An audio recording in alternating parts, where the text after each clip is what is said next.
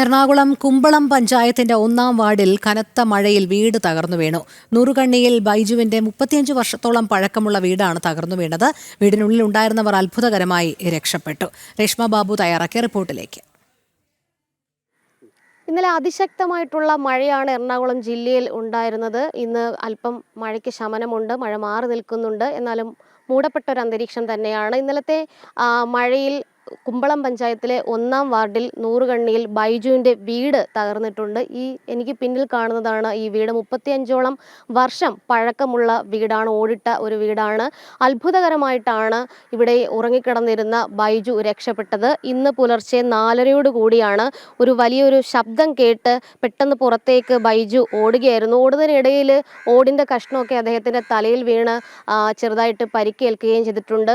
35 വർഷം പഴക്കമുള്ള വീടാണ്. ഇന്നലത്തെ ഒരു കനത്ത മഴയിൽ അത് കുതിർന്ന് തകർന്ന് വീഴുകയായിരുന്നു. എന്താ ചേട്ടാ സംഭവിച്ചത്? ഏകദേശം ഒരു 4:30 ഫാനിന് അസാധാരണമായ ശബ്ദം, അങ്ങനെ ശബ്ദമില്ലാത്ത ഫാനാണ്. അപ്പോൾ ഞാൻ പെട്ടെന്ന് ലൈറ്റ് ഓണാക്കിയാണ് ഞാൻ ഇടുകയുള്ളൂ. അപ്പോൾ പെട്ടെന്ന് ഞാൻ ഒരു അലർച്ച കേട്ട് ഞാൻ പെട്ടെന്ന് അത്ര കപ്പാസിറ്റിയിൽ എനിക്ക് ഓടാൻ പറ്റില്ല. ഓടും കഷ്ണവും ഈ പട്ടിക കഷ്ണമൊക്കെ തലയിലും ഈ നെറ്റിയിലൊക്കെ വീണു. അതാണ് സംഭവം. പിന്നെ ലൈഫിൽ ഞങ്ങൾക്ക് വീട് അനുവദിച്ചിട്ട് വർഷങ്ങളായി. ഓരോ കാരണങ്ങൾ പറഞ്ഞിട്ട് മടക്കുകയാണ്. അച്ഛൻ്റെ പേരിലായിരുന്നു ഈ ഭൂമി. അപ്പോൾ അച്ഛൻ മരിച്ചുപോയി. അപ്പം അമ്മയുടെ പേരിൽ അനുവദിക്കുകയില്ല. അപ്പോൾ എല്ലാ അവകാശികളുടെയും ഒപ്പ് ശേഖരിച്ച് ഞാൻ 2-3 മാസം മുമ്പ് വില്ലേജിൽ കൊടുത്തു. അന്നിപ്പോൾ പറയുന്നത് നിങ്ങൾക്ക് ആധാരത്തിൽ ഈ ഞങ്ങൾ മുന്നാധാരം ഒരു വിൽപ്പത്രമാണ്. ആ വിൽപ്പത്രത്തിലൊരു നമ്പറുണ്ട്, അത് ആധാരത്തിലില്ല. ഈ ഞങ്ങൾക്ക് തന്ന ഭൂമിയുടെ 2 തലമുറ മരിച്ചുപോയി. അപ്പോൾ ഇങ്ങനെ ഓരോ കാരണങ്ങളും പറഞ്ഞ് ഞങ്ങൾ ഓടിക്കാൻ തുടങ്ങിയിട്ട് വർഷങ്ങളായി. അപേക്ഷ നൽകി വർഷങ്ങളായിട്ട് കാത്തിരിക്കുകയാണ്. ഇനി എങ്ങനെയാണ് ഇവിടെ നിന്ന് മാറി താമസിക്കാനാണോ? ഈ ഒരു വാടക വീട് സംഘടിപ്പിക്കണം. ചേട്ടൻ മാത്രമേ ഉണ്ടായിരുന്നുള്ളൂ? ഇന്നലെ ഞാൻ മാത്രമേ ഉള്ളൂ. അമ്മ ഈ അനിയത്തിയുടെ വീട്ടിലേക്ക് പോയ സന്ദർഭമാണ്.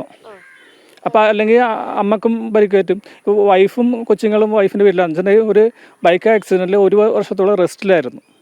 പിന്നെ ഇപ്പോൾ നടക്കാൻ തുടങ്ങി, ജോലിക്ക് പോകാൻ തുടങ്ങി.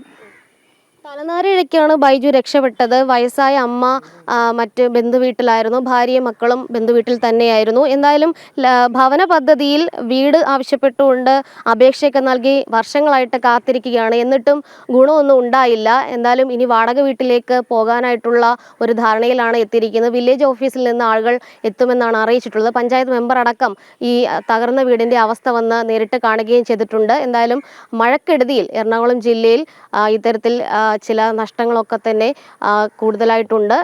ബൈജുവിൻ്റെ വീട്, അതായത് നൂറുകണ്ണി ഭാഗത്തെ ബൈജുവിൻ്റെ വീടാണ് പൂർണ്ണമായിട്ടും തകർന്നിട്ടുള്ളത്.